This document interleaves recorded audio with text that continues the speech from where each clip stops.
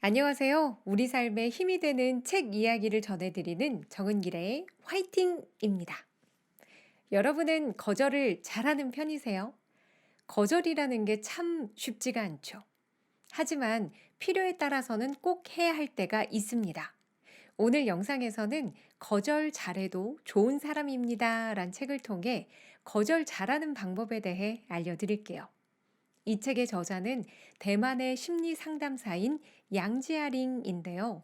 대만도 우리와 비슷한지 저자가 말하길 양보를 강요당하고 거절을 나쁜 것으로 교육받아 왔다고 말합니다. 그래서 다른 사람이 나의 심리적 경계선을 넘어와도 참는 게 일반적이래요. 거절을 하고 싶다는 건 나의 심리적 경계선이 침범당했을 때 느끼는 감정인데요. 그래도 완전 남이라면 어떻게든 용기를 내서 싫다고 거절할 수도 있지만 가족 안에서 벌어지는 문제는 참 애매합니다. 내 심리적 경계선을 지키려고 하면 가족 내에서 나만 나쁜 사람이 되고 말거든요. 이 책에 나온 실제 사례를 들어 구체적으로 말씀드릴게요. 핀과는 대가족 집안에서 태어났습니다. 핀관의 할아버지와 할머니는 5형제를 낳았어요. 핀관의 아버지가 큰아들이었고 3명의 고모들은 성인이 되자마자 결혼을 했으며 결혼을 하지 않은 삼촌까지 총 5형제였습니다. 핀관의 아버지는 할아버지의 근검절약하는 성격과 성실함을 물려받았어요. 일찌감치 고향을 떠나 도시에 살면서 열심히 일해 작은 사업체를 일궜습니다. 형편이 넉넉해지자 결혼도 했고 핀관도 낳았죠. 반면 핀관의 삼촌은 어릴 때부터 일확천금을 벌거나 재벌이 되는 허황된 꿈에 사로잡혀 있었습니다. 그래서 수도 없이 창업에 뛰어들었지만 번번이 실패하고 빚만 졌어요. 그러면서도 여전히 그 꿈을 버리지 못했습니다. 핀관이 사춘기에 접어들 무렵 삼촌은 친구로부터 사업에 관한 정보를 듣고는 핀관의 아버지에게 사업 자금을 요구했습니다. 당시 핀관의 할아버지와 할머니는 연로한 데다 모아둔 재산이 없었지만 큰아들인 핀관의 아버지가 보살펴주는 덕분에 편안한 노후를 보내고 있었어요. 두 분은 큰아들이 작은아들을 도와주길 바랐습니다. 사실 삼촌이 핀관의 아버지에게 사업 자금을 빌린 게 이번이 처음이 아니었어요. 수차례 돈을 빌려줬지만 매번 실패했습니다. 그래서 핀관의 아버지는 이번만큼은 동생을 도와주고 싶지 않았어요. 자신이 고생해서 번 돈을 동생이 매번 날리는 탓에 자식들이 풍족한 생활을 누리지 못한다는 생각도 있었고요. 그래서 독하게 마음을 먹고 연로한 부모님의 부탁도 거절했습니다. 그런데 핀관의 아버지가 단호하게 나오자 연로한 부모님은 크게 마음이 상한 나머지 상처가 되는 말들을 내뱉었습니다. 집안의 장자로서 가족을 돌보지 않는다고 질책했고 형으로서 본보기가 되지 못한다며 욕도 했어요. 급기야 출가한 딸들에게 돈을 빌리러 집을 나갔습니다. 그러자 핀관의 아버지는 주변 사람들의 손가락질을 받게 됐어요. 불효막심한 자식, 돈에 환장해서 가족을 내동댕이 친 사람 등의 이야기가 이어졌습니다. 결국 그런 비난 때문에 핀관의 아버지는 우울증에 걸렸고 너무 괴로운 나머지 그로부터 수년 뒤 집을 나가 생사를 알 수 없게 됐습니다. 핀관은 언젠가 친구에게 거리에서 노숙자를 보면 아버지가 아닐까 하는 생각이 든다는 말을 하기도 했습니다. 이거 너무 비극적인 이야기 아닌가요? 그런데 정도의 차이만 있을 뿐 이런 문제를 갖고 있는 집들이 은근히 있더라고요. 왜인 줄 아세요? 이 책에서 말하는 것처럼 심리적 경계선을 지키지 않았기 때문입니다. 거절의 소통이 제대로 이루어지지 않았잖아요. 가족이라면 화목하고 모두가 골고루 잘 살아야 한다는 생각 때문에 노부모는 시시비비도 가리지 않고 무작정 작은 아들 편을 들었어요. 그 결과 가족 사이에 큰 분쟁이 생겼고 큰손자는 성인이 되기도 전에 아버지를 잃게 됐습니다. 핀관에게 가족은 너무 무거운 돌덩이 같은 존재가 됐죠. 저자는 말합니다. 동양 문화에서는 가족의 단결을 무엇보다 중시하는데 그 때문에 명확한 심리적 경계선이 존재할 수 없게 된다고요. 심지어는 심리적 경계선을 억압하고 금기시하기까지 한다고요.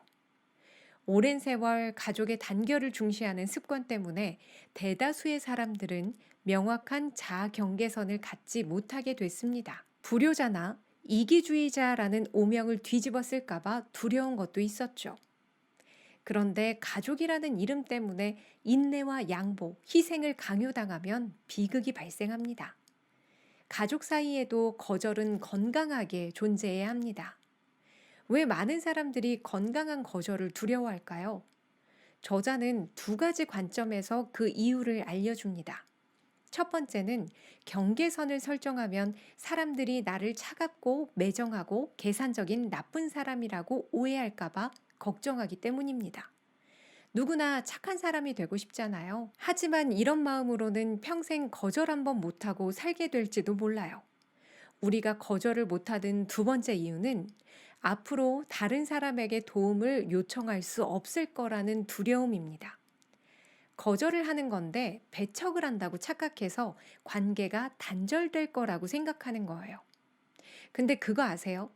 내가 억지로 상대의 요구를 받아주면 다음에 저 사람도 나를 도와줄 거라고 기대하게 됩니다. 하지만 현실은 그렇지 않죠. 그러면 또 상처받는 건 내 몫이 되겠죠. 다시 핀관의 아버지 이야기로 돌아와 볼까요? 핀관의 아버지는 어떻게 했어야 할까요? 당연히 거절을 했어야죠. 다만 조금 다른 방법을 선택했어도 좋았을 것 같아요. 바로 조건부 거절입니다. 거절은요, 무조건 할까 말까 하는 이분법이 아닙니다. 돈을 빌려주겠다, 안 빌려주겠다의 선택을 하지 않아도 돼요. 핀관의 아버지가 이런 조건을 걸었으면 어땠을까요? 일단 동생이 1,000만 원을 모으면 나도 1,000만 원을 빌려주겠다. 그 정도의 성실함과 각오를 보여주면 그 이상도 생각할 수 있다.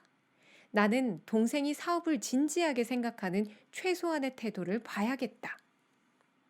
그러면 공은 동생에게 돌아가게 됩니다. 노부모와의 관계도 크게 틀어지지 않을 수 있고요. 이런 거절의 언어를 선택하는 게 처음부터 쉽지는 않겠지만 지금부터 연습하면 됩니다. 어떤 선택을 할 때 반드시, 마땅히, 분명히 등의 표현 대신 선택형으로 바꿔서 말하는 연습이요. 예를 들어, 나는 반드시 집으로 돌아가 어머니와 함께 밥을 먹어야 해 라는 건 심리적 경계선에 부담을 주는 말입니다. 이걸 나는 집으로 돌아가 어머니와 함께 밥 먹는 걸 선택하겠어 라고 말해보는 거예요. 어느 정도 중압감이 덜어지지 않나요? 그런데도 마음이 내키지 않는다면 선택하지 않겠어 라고 말하면 됩니다. 스스로에게 무언가를 해야 한다고 압박하는 대신 어떤 것이 나의 심리적 경계선을 지키는데 더 도움이 되는지 선택해 주세요. 그게 바로 건강한 거절입니다. 심리적 경계선을 지키고 거절의 언어를 선택하는 이유는 단 하나예요. 계속 피해자가 되지 않기 위해서입니다. 문제를 일으키고 싶지 않아서 나 혼자 참고 넘어가면 똑같은 일이 계속 반복됩니다. 참는 일이 쌓이면 화병이 생겨요. 어느 날 나도 모르게 이만큼 희생하고 양보했으면 이젠 좀 그만해야 하는 거 아니냐고 소리를 지르면서 화를 낼 수도 있습니다. 그 결과 핀관의 아버지처럼 가족을 아예 떠나버리는 경우도 생기잖아요. 그런 상황을 만드는 것보다 지금부터라도 적절히 거절할 줄 아는 사람이 되는 게 더 낫지 않을까요? 오늘 영상이 마음에 드신다면 구독, 좋아요, 알림 설정 꼭 해주세요. 여러분의 댓글도 환영합니다. 그럼 저는 다음 영상에서 뵙겠습니다. 오늘도 파이팅!